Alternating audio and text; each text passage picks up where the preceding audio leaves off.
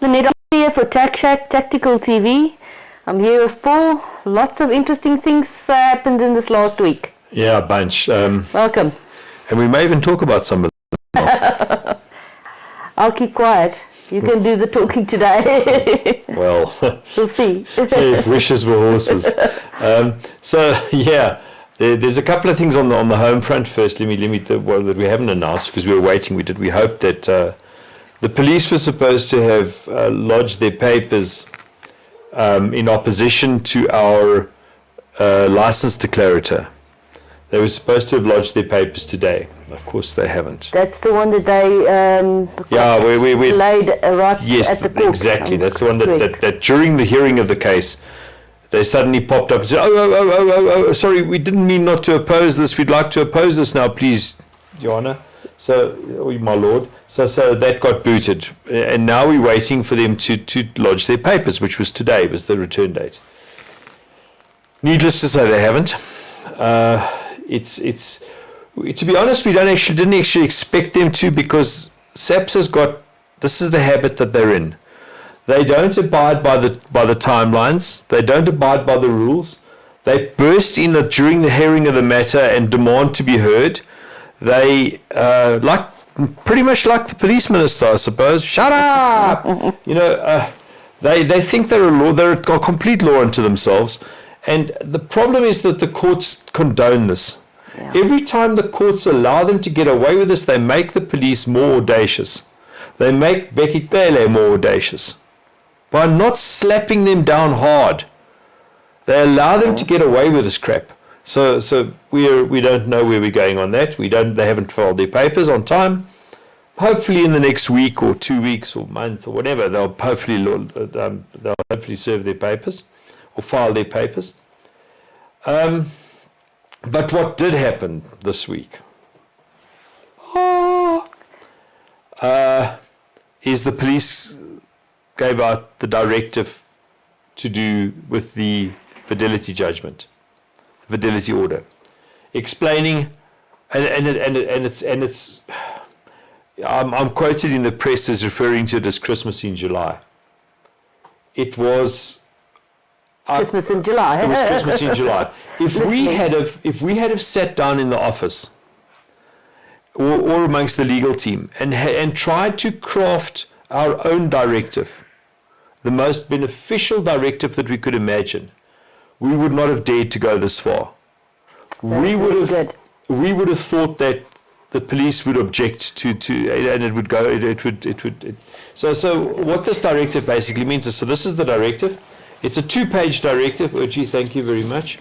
It's a 2-page directive, but what's more important is this that follows behind it. These are the guidelines for the DFOs, provincial and for CFR, and it's literally a paint by numbers on how to do these applications. So what did I just want to go through this thing in order first, if you don't mind. So it's about 5 pages of instructions, and I'll go through the instructions now. Annexure B.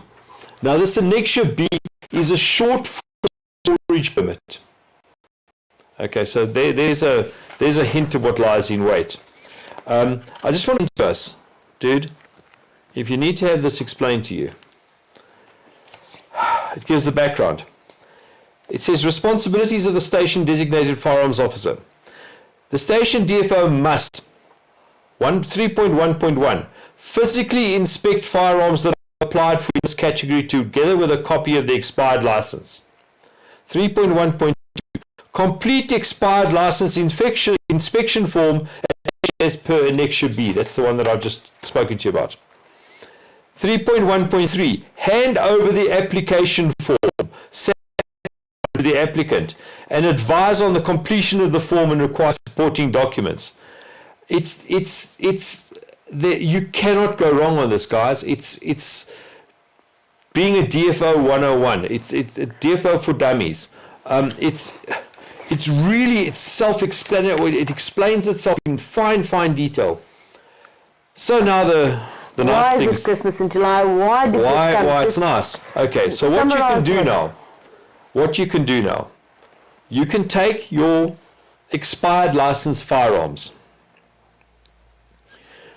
you can take them into your DFO. It's got to go into the DFO for inspection so they can complete that Annexure B that I spoke about. The police will do the Annexure B whilst you're there, and they will hand it back to you. And that becomes, in terms of Regulation 86 of the Act, that becomes your storage permit. It's a short form storage permit. So you can take your firearm home. The one that you bring in for inspection, you can take it home with you and put it in your safe. So A, you don't have to surrender your firearm. B, there's no IBIS testing. There's nothing bad about this. I mean, we would have, if we had have made this suggestion, we would have suggested in the directive that they employ something like the Section 21 permits. Or take it to a gun shop. Book it in at a gun shop. This is take it home with you. Here's the Regulation 86 can you permit. apply Off you go. For a new license? And you apply for a new license there. At the same time? At the same time or shortly thereafter. So you can then apply for your own license. There's no extra costs involved for you. Will the system allow, SAPS system allow this? So what they've determined here in these instructions is the guns must be somewhere. It can't be on your name anymore because your license is expired. Yeah. And as per the SCA, we now know that once the license expired, it cannot be renewed. So we know that. So what they've said here is that it will be put onto government department. 29 is God, that? No. That's import permits.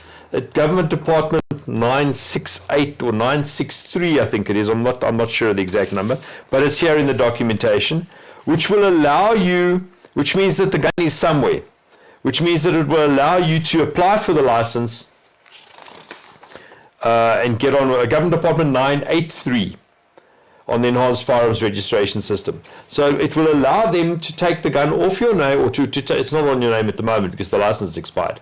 It will allow them to put the gun somewhere in terms of the computer system, so that you can then take in so that the 271 can then operate. So it's a fantastic. We haven't yet had reports. We have had reports as of this morning that this has already been distributed to some DFOs. Some DFOs, the slow children in class, are probably going to refuse to take guns in. They're going to say they haven't been told, it hasn't been explained to them. We don't know. That process is, but the documents are out there. The documents, the full document pack, the 2-page directive, the 5 pages of instructions, and the Annexure B is on the GOSA Facebook group files.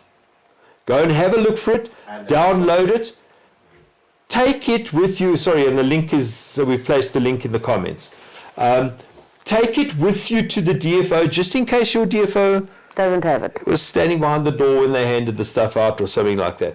So you can do them the courtesy of handing this over. They can confirm that it's true, etc., and good luck. This is actually, it's amazing, all of those. Yes, it's absolutely amazing. There's no handy, as I say, there's no handy. Now, of course, now we have the amnesty forums. We have the situation where guys that okay, so between 2020 when we lost our SCA, we lost our interdict, which was preventing the police from taking in firearms with expired licenses. When we lost that in the Supreme Court of Appeal, immediately that happened, there was no legal cover.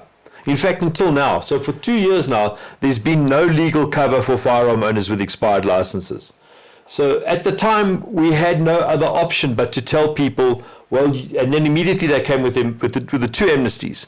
So we advised people at that stage that they need, if they don't want to take a risk, the only legal way to retain ownership of, or to maybe relicense their guns, was via the amnesties. Of course, the people that didn't listen are now in a better position than the people who did follow the law at that stage, because now the guys that are in the amnesty process can't get their guns back, because when they took the guns in for the amnesty, they forfeited the guns to the police. That's not their guns anymore. They have no legal claim on that gun until such time as the license that they may have applied for is approved and given to them. And unfortunately, there's nothing we can do. It's one of those horrible situations where the Supreme Court of Appeal, right from the beginning, made a horrible, horrible dog's breakfast of a ruling. They seem to be more concerned with taking dips at me personally and at Judge Prinsloo, who gave us the interdict 2 years prior to that. They seem more concerned with taking chunks out of us and slandering us than with worrying about what was happening with the law. If they had have just left it the hell alone 2 years ago, the Fidelity case wouldn't have been necessary in the Constitutional Court, and this directive wouldn't have been necessary, and you wouldn't have hundreds of thousands of guns now potentially at risk in police stores or already being sold to criminals out the back door of police stations or whatever. So Supreme Court judges, take a bow. You served the community well there. The Constitutional Court made it right. And this directive is the result of that, and we're very thankful for it. So we're going to be taking, if anybody's got any queries about that, we can answer them live now. I see there's nothing's come in via our media consultant. Has anything come in from you relating to that, Thomas? No, nothing's come in yet. Okay, guys, but you can still send in questions if you want to. You can write questions on our Facebook group and we'll answer them to the best of our ability. But yeah, Christmas in July. It's the best present we could have had at the moment. Absolutely. It's light in the darkness for us. Okay, the next thing I want to talk to you about, and we're going to put up some graphics on the page now. So the ex-Prime Minister of Japan, Shinzo Abe, was assassinated by gun. Okay, so there's the little article dealing with it, and the next graphic you'll see is a description of the firearms legislation in Japan. Japan has virtually zero private firearms. There's no such thing as self-defense. It's only sporting firearms, hunting and shotguns. It doesn't matter. The guy got assassinated on a public stage. Initially, the reports were that it was 2 shotgun blasts. So we thought maybe it's shotguns. Then they capture the guy. And it's a homemade weapon. It looks like 2 plumbing pipes that have been insulation taped to a block of wood with a crudely formed pistol grip on the bottom. And there's wires coming out of the back of the tubes. So it looks like it was electrically initiated. If you look at the video of the shooting, smoke in the back. The first shot is a pop, which is difficult to hear. Then there's a blast, and there's smoke everywhere. Yeah. So what can we surmise from that? We don't know. We know it was his homemade firearm. It looks very much as if it's a homemade explosive as well. Okay. Now, gunpowder is, of course, as we all know, dead easy to make. I mean, anybody that wasn't making gunpowder in the school chemistry lab at school, well, okay, maybe I shouldn't talk about that. But yes, fireworks. You take fireworks and use the gunpowder from fireworks. It's easy to do. You have I'm not going to go into how easy it is, but it's very easy to do. In fact, that's why there's a piece missing out of the top of this finger. But yeah, okay. Beware when you make homemade firearms. No, Paul, stop it. You're just pulling. Yeah, no, I'm actually not. But yeah, because that's what kids do. But anyway, so this is one kid. It looks like he made his own firearm, and he made his own projectiles and explosives too. He's his own. So this is the point. Criminals, you can't stop people doing stuff.